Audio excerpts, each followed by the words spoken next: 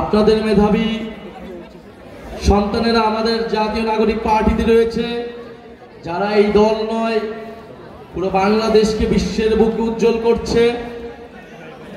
আমাদের খালেদ সাইফুল্লাহ ভাই, আমাদের সাইদ জামুল ভাই এবং আপনাদের প্রিয় ভাবি তাসনিম যারা। প্রিয় রাজবাড়ীবাসী, আপনারা রাজবাড়ির সমস্যার কথা শুনলেন, আপনাদের সন্তানেরা আপনাদের সামনে প্রতিশ্রুতি দিলেন। আমরা মনে করি সবার আগে সমস্যা খুঁজে বের করতে হবে।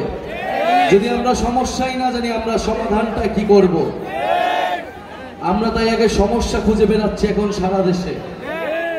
এই পদযাত্রার অন্যতম প্রধান উদ্দেশ্য জেলায় জেলায় এলাকায় এলাকায় আপনাদের সমস্যাগুলো শোনা, আপনাদের সমস্যাগুলোকে আইডেন্টিফাই করা।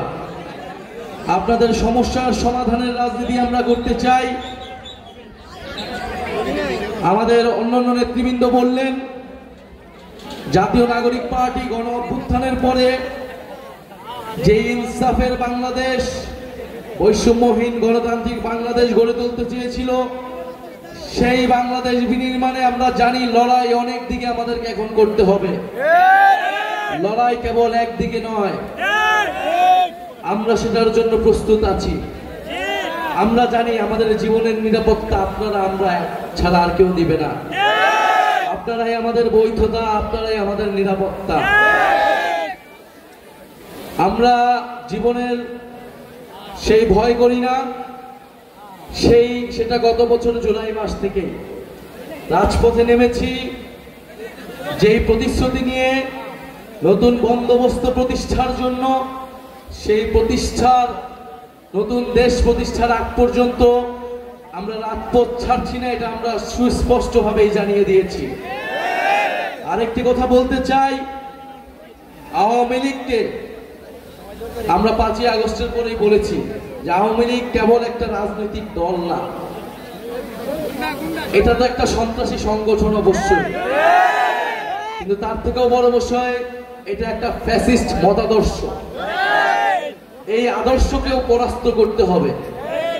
শুধু আইনি ভাবে সাময়িক ভাবে নিষিদ্ধ করে আমরা আওয়ামী লীগের মোকাবেলা করতে পারবো না।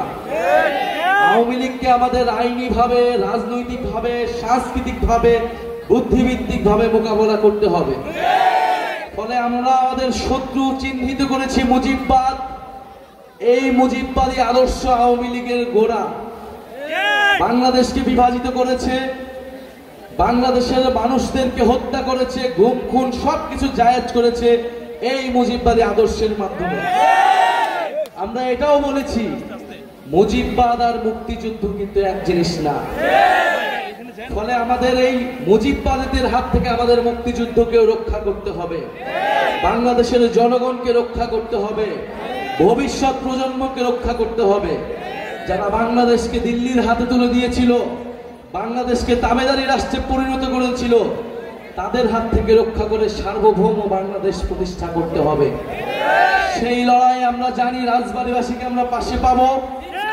রাজবাড়ীর সাহসী সন্তানেরা জুলাই গণ অভ্যুত্থানে শহীদ হয়েছে, সেই শহীদদের আদর্শকে, আকাঙ্ক্ষাকে আমরা ধারণ করি।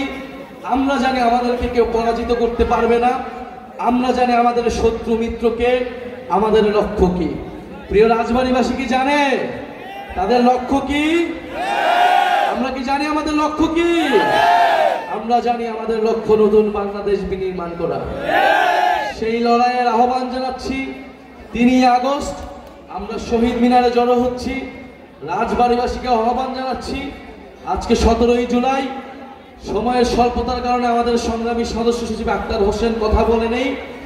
আজকের এই দিনে আক্তার হোসেন গ্রেফতার হয়েছিলেন ঢাকা বিশ্ববিদ্যালয়ে।